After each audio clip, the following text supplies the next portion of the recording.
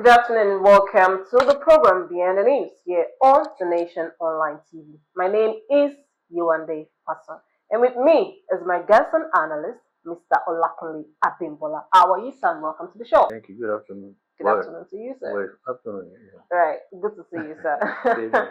Thank you for joining us to our viewers out there as we take you down what's is in politics today. And as usual, we'll start with the headlines, and I'll be starting with the Nation newspaper. And above the nameplate here, we have Nigeria to become competitive in global trade with single window. El Rufai to explain 579 million naira severance pay. LP's owns presidential ticket to South Chief Convention. Justice Salami fault mode of picking Supreme Court justices. The major headline here reads, APC says no threat to convention. Over to the punch. Dangote NNPC deal its turbulence over crude shortfall. Parties won INEC rules could. Parties won INEC rules could skew 2027 polls. Nigeria's out-of-school crisis demand $345 million. Yeah, this is coming from Alausa. PDP governors reject Wike's bloc consensus chair. Lastly, here with us we have the New Telegraph, and it says APC National Convention threatened as aspirants head to court over alleged exclusion. So we would like to stop there with the headlines so we can get straight into the main stories. So here, when you check Mr. Alakonisa, when you check the Nation and when you check the New Telegraph, we have two stories that are similar but from different angles. From the Nation here, APC is saying that there is no threat to convention. So let me take from the lead here that says there is no threat to the National Convention of the All Progressives Congress scheduled for Abuja, Federal Capital Territory, on Saturday, National Secretary Senator Abimbola said yesterday. And if you read the same story here on the New Telegraph here, on page 3, it says the All Progressives Congress has been hit by a fresh crisis ahead of its national convention this week. As an aspirant to the position of National Vice Chairman, South South, Fubara Dagogo filed a lawsuit against the ruling party over alleged exclusion from the race. I want you to talk. Is it that who do we go with? Because it may seem as though APC has sounded the alarm, or they've assured that there is no threat whatsoever. But on the other hand, it may seem as though there is a threat. Your thoughts on this? APC is holding a convention on Saturday. Right. Fact, Dagogo, what's his other name, are sued for alleged exclusion after he has paid 5.1 million naira to obtain a form. That's a fact. Fact, well, claim the National Secretary said they've not got any communication from the court. Okay. So to that extent, he's a lawyer, he has a PhD in law. To that extent, they are not aware of any suit. So it's just as looking at different development from different angles. The both reports are correct in the final analysis. But the question is, if you paid for a form, why shouldn't the party give you the form? The party could say that they are doing a consensus. They've agreed that these particular people will be the people vying. Even at that, would that preclude you from not giving the form to somebody who has paid for it? Again, that's Dagogo's claim. Yes. You not add a counter claim from the APC. So, but from the first, whether somebody has gone to court to challenge his alleged wish to contest as a national vice chairman, South South, is from Rivers State. But the party is saying that even what is going to court for will be decided today at Asaba. So we'll see how it pans out. Because there's no smoke that fire, there is some grumbling. Whether it will develop into a full-scale crisis, we'll wait and see. Because even the secretary has described the old Dagogo, is all. I don't want to use the word in my head right now, but it's all back and forth in this whole thing as lacking basis and spirits. I mean, those are their words anyway. That's his claim. Yeah. I know politicians, they want to be dramatic and all that. Hmm. But my own quandary is, if indeed the guy paid for a form, Why is it not why allowed? would the party deny him of the form? Hmm. That would not be right. Again, maybe you don't have all of the facts. They are playing their best cards, Best where they tactics. are, yeah, Hmm. they are covering what you don't want you to see, and they're showing you what they want you to see. Hmm. But I guess when they get to court, if and when it gets to court, the real situation. Fact right now is that the APC convention is happening on Saturday. Yeah. So just maybe by then we'll get more information as regards Maybe the guy will have been placated by then. Maybe he will have withdrawn his case. Maybe 1,000, maybe. For the 10 we wait. Okay, let's cross over to the PDP, area. Here we have it on the punch here that says PDP governors reject Wike bloc's consensus chair. And the leader says the crisis rocking the opposition People's Democratic Party worsened on Tuesday as governors in the party distanced themselves from the consensus selection of a national chairman and secretary by the Yesom Wike-backed faction, insisting on legal redress and a review of the process. This is as Senator Samuel Alayan and Abdurrahman Mohammed emerged as consensus candidates for national secretary and national chairman, respectively, backed by the Minister of the Federal Capital Territory, Nyesom Wike. It may seem as though PDP is still, trying to find its footing. Yeah, well, we know that one is a notorious fact. Mm. But what the news that is not written there is the hyperbole of PDP governors. Okay. Who are these PDP governors? There are two. Mm. Yeah, plural form, if it's more than one, is two. But then ask how many did they have about 6 months ago? They probably had 11 or so. Now they are down to two. The two, the guy in Bauchi, Makinde and Makinde of Oyo. And both of them, they stayed the Ibadan convention which they lost. By losing that convention, they handed the battle virtually to Wike. Now they lost in court. On what basis are they seeking judicial intervention for whatever they are? You see, the way we at times we report this as if we hide behind even newspapers have their own agenda too, because when there is crisis, they have something sensational things to report. Otherwise, see the governor says just a hyperbole that means nothing. Because the governors, the chairman of the Ibadan convention, for instance, is the Adamawa state governor. Is now in the APC. I mean, many of them have defected. They defected because these so-called governors, when they had the power, when they had the leverage, they couldn't handle the thing very well. The thing has slipped. And you are still batting your head against the wall, say you are governor. Which governors? Governors are treated the way your privilege because you don't have the smartness, the adeptness to know how to navigate power and use it. Before they held the Ibadan convention, there were specific court orders, freeze the thing, let in more people. A particular example which I can now relate to the APC something is the case of Lamido, former Obasanjo's foreign minister, and was he a former governor somewhere of Katsina, of Jigawa? Was it Sanusi Lamido? Sorry, Sanusi. Sule Lamido. Okay, okay, yes. Sule Lamido. I can't even remember if it was no, I don't think it was.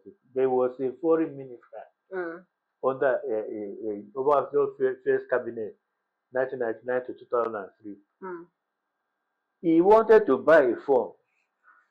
These same governors, led by Makinde and the Bauchi guy, was Mohammed, they blocked him. They say he was a party ancestor. Let me give you their history. Makinde, as late as 2007, was with the ACN group, AC group. Okay. There was no AC in 2007. AG was morphing to AC 2007. He was still with them. He didn't join the PDP group on maybe 2015 or so, you know, Mohammed, Bala Mohammed, what's his first name? Is it Bala? Yeah, The Bala Mohammed, Bala Mohammed. the Bauchi governor, he wasn't a member of the PDP until until President Jonathan was president. So Jonathan, who made him the Minister of Federal Capital Territory as an PDP member, just like Tinubu made Wike, a minister, the same Abuja, it was then that I crossed over to to PDP. Both of them banded together and blocked a PDP ancestor, really, because Lamido had been there all through. He was in SDP during the MKO crisis, and they were the founding fathers of PDP. These same governors who were drawn with power blocked him. He couldn't even get a form. They said he printed one form. So the guy said, well, that he said he wait to go to court. They blocked him. They said, well, the court is blocked. Now he went to court. The court said, don't hold that convention. They went to take another order from, and they all said high court. If that one said they should proceed, they proceeded. They go to the court of appeal. They broke the thing down. They shut them down. So it's still this same governor, two governors now, who are now making mouth again. They want to. They are not. They are seeking judicial intervention. I don't know what they do. They wanted to link out to the. I hope the APC is not making the same mistake as the PDP have made, because this Dagogo thing, if it's true that the guy really bought a form, he paid for the form and wasn't given the form to contest. I'm not a lawyer, but from common sense, that might be, a ground for any medical, any judicial or legal recourse for him, and they could just give that sort of remedy. But let's see how it goes. But back to the PDP, I don't think, apart from this public report, I don't think there's anything in the story. It's either they make a deal with the Wike faction, because the time is so short. The time is so, or they are not going to sniff any platform in the next. It's the bitter truth. I mean, the 2027 election is really, really fast approaching, It and is. many of the, in fact, not even many, 95% of the PDP governors have all defected to the APC, and this is literally not looking good for the PDP right now, because No. who knows, Makinde, Balama, eventually, who knows?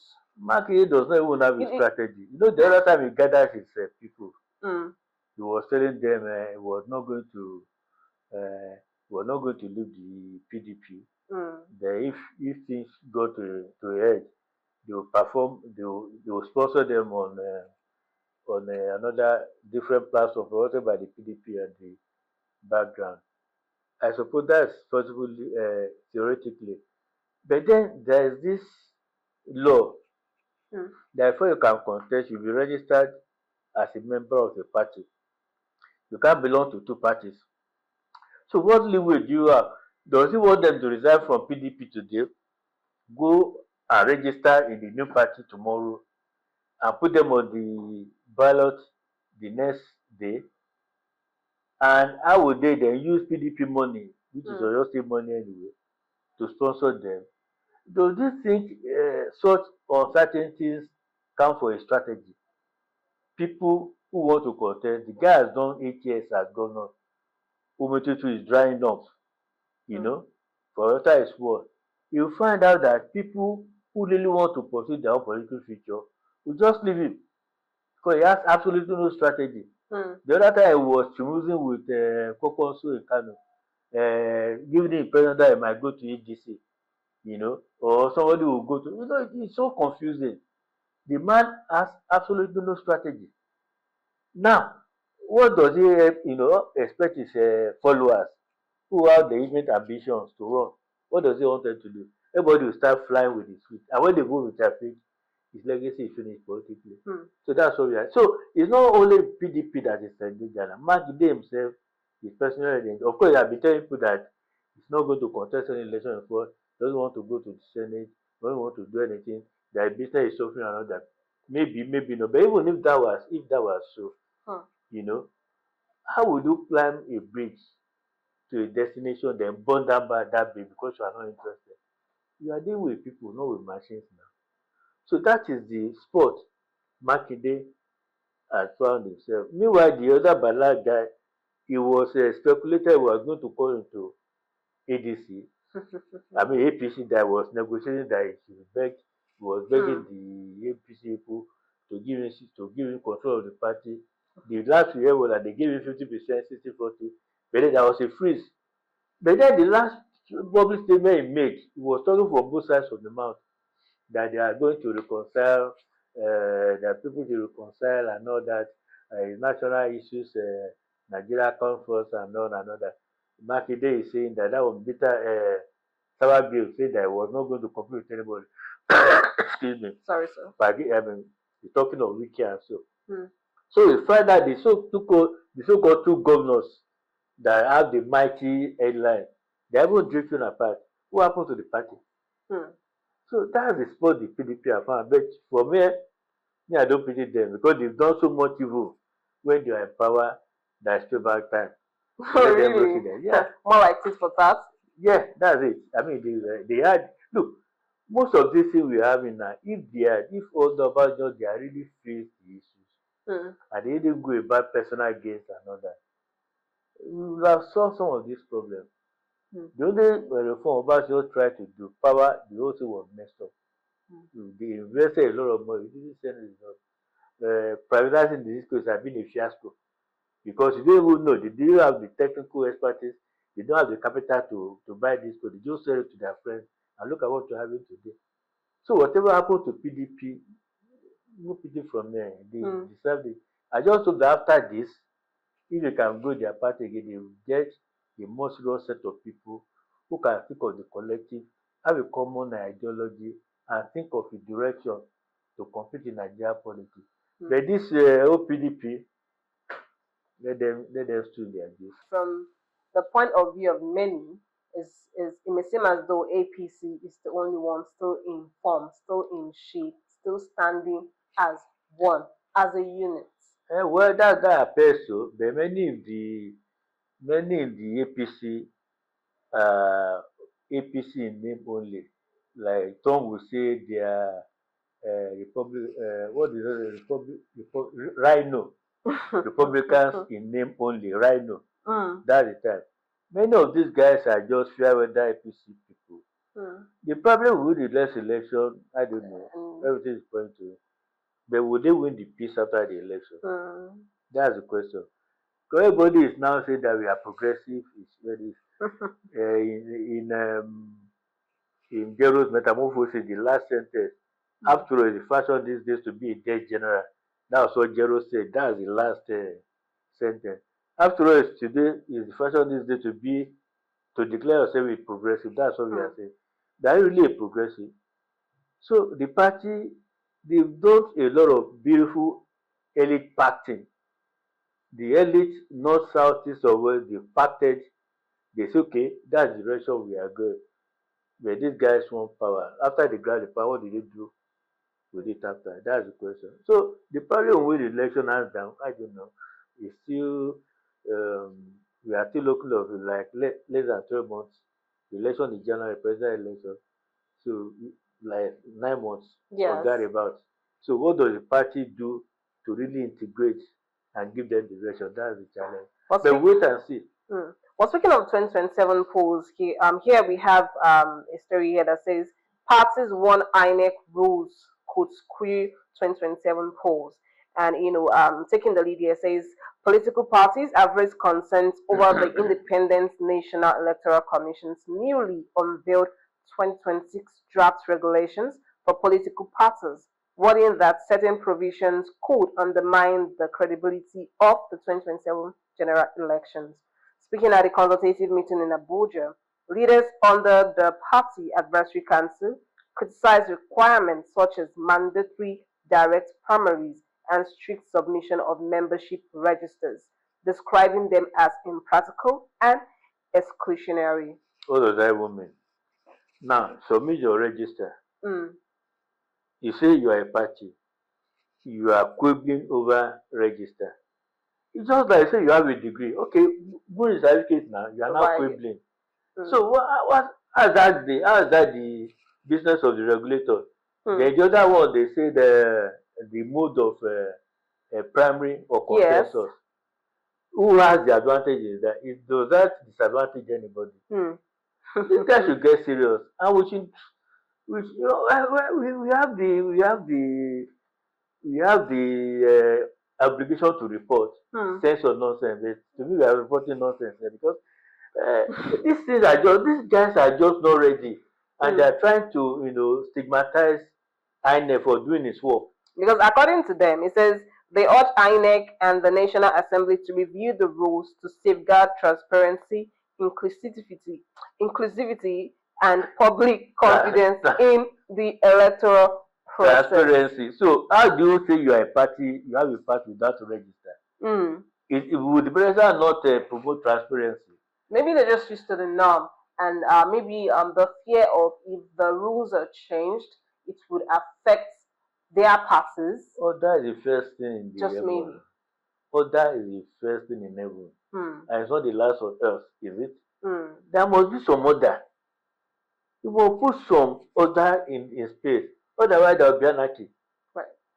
Bring your register, electoral register. You are mourning, you are crying, you are screaming. Or maybe there's something fishy somewhere. Of course, something is fishy. And lack of transparency is what many of us have been used to. So it's the new. So they think this is like transparency is more like you're trying opacity. So when you're opaque, you can blackmail the transparent somebody to prove your opacity and replace the transparency. Is that what they are saying? I just say other nonsense. That's what I said. I mean, well, the polls will be here very soon. Just like you rightly said, the election is coming as fast as possible, and all political parties will want to fasten or tighten. That is even if they've not even tightened it yet. But like I said, it may seem as though the other parties are still a bit shaky. They're still trying to get informed, get in shape. Because if you would ask, okay, who's most likely going to be the presidential candidate of certain parties, it's still not. You cannot still pinpoint that, okay, this person is most likely to, because the party is not even in shape. They don't even know themselves yet. Too bad for them. And the election is coming very fast. Too bad for them. Really, you have to get yourself ready. If you are not ready, the umpire is not going to make you ready. Because this seems like lack of preparedness. They're not prepared. And everybody just runs to the newspapers and if you shout and blackmail and you are going to carry the day. Come on, you are not. You are not. They better go and sit down and prepare themselves. Many of them are waiting to demarcate the election after they have lost. But that strategy is not going to work. Well, as we go now, just like you rightly said, what would you like to advise such politics? Well, you said anyway for them to get ready, and but I want you to be not like mentioning a specific party, but just to is it like a charge, right? And also to Nigerians as we approach the electionary season. Election. I remember when I was in the graduate school, we were given an editorial topic, and it was local government election. We are talking of choices. And I argued with the editorial that to the extent that the election is a choice. Now, if you didn't offer people enough choice, clear choices, it could be argued that even though somebody won the election, an election had not really taken place logically because there have not been choices.